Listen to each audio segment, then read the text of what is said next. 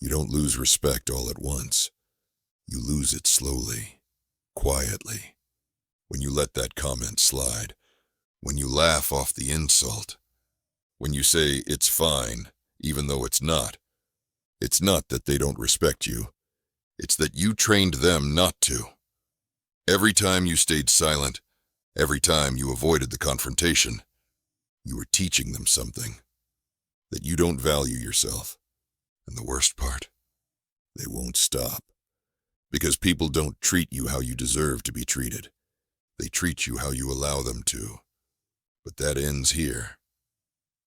Because today, I'm giving you 7 ruthless, clear-cut ways to take back your power. No yelling, no begging, just control. 1. Stop explaining yourself.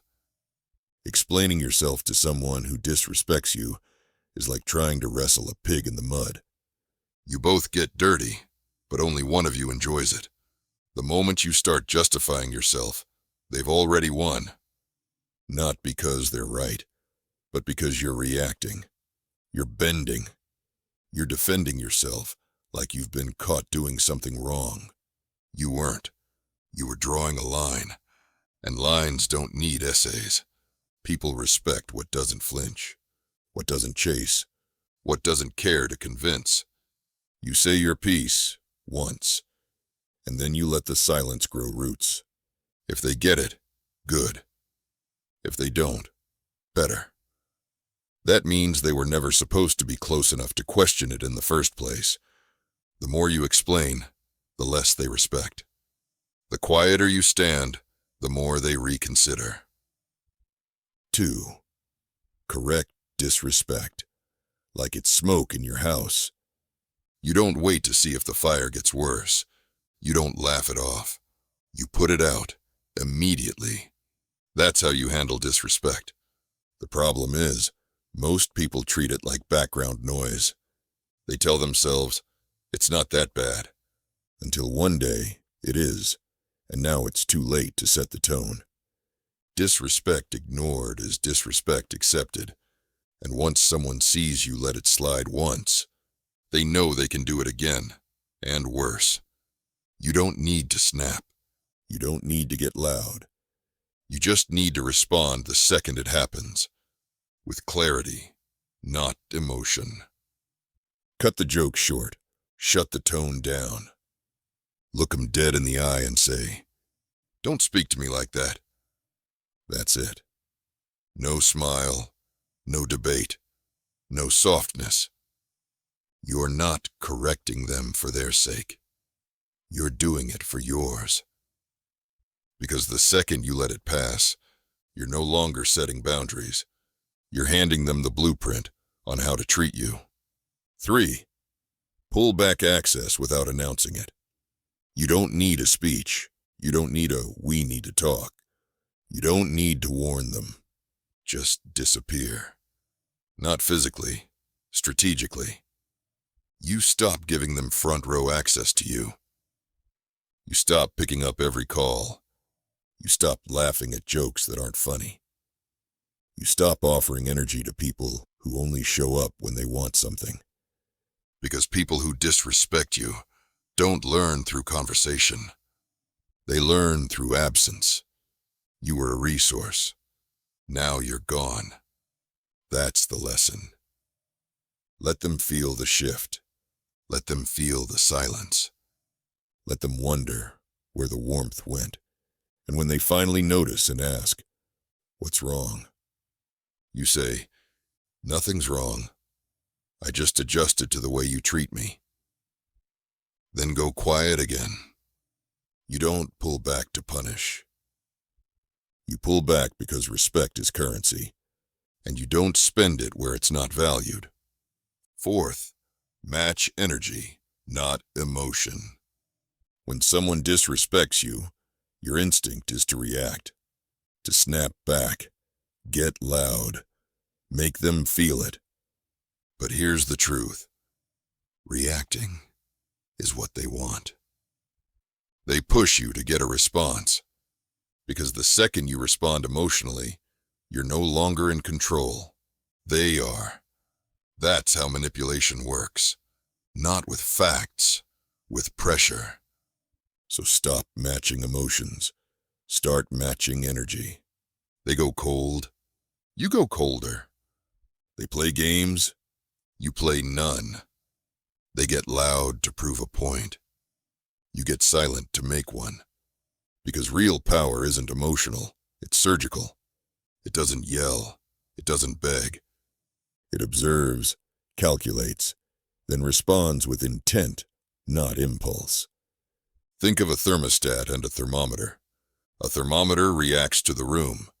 A thermostat sets the temperature. Be the one who sets it. Because when they realize they can't shake you, they stop trying to. 5. Never reward disrespect with access.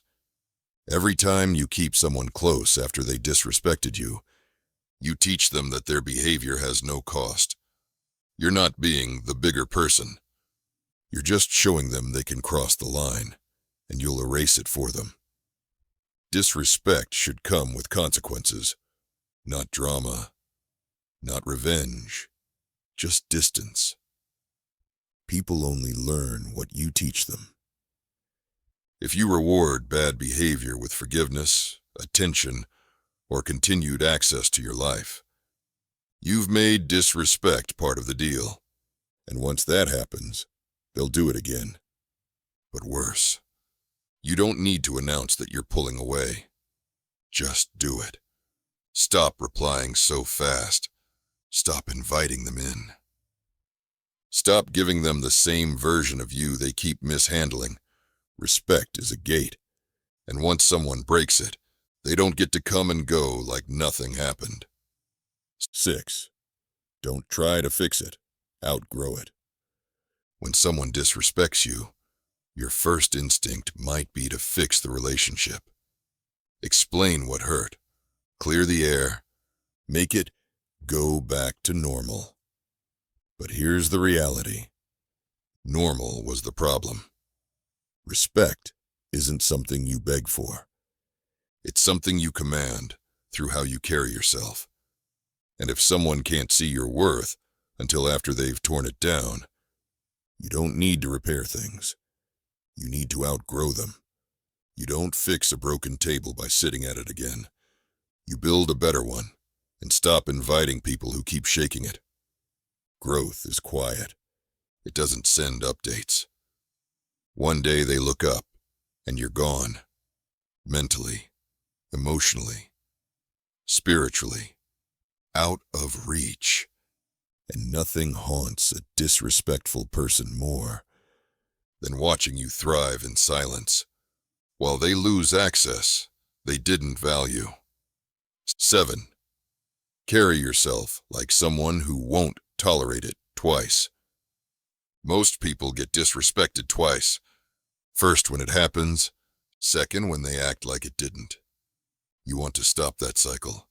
Start walking like someone who doesn't tolerate things twice. That doesn't mean you walk around angry. It means you move with certainty. You speak like someone who knows their line and doesn't draw it in pencil. People can smell it on you. That stillness. That sharpness. It tells them everything without a single threat. You're not confrontational. You're just not open for games. When you walk into a room, the energy changes. Not because you're trying to dominate, but because they can feel what won't be allowed.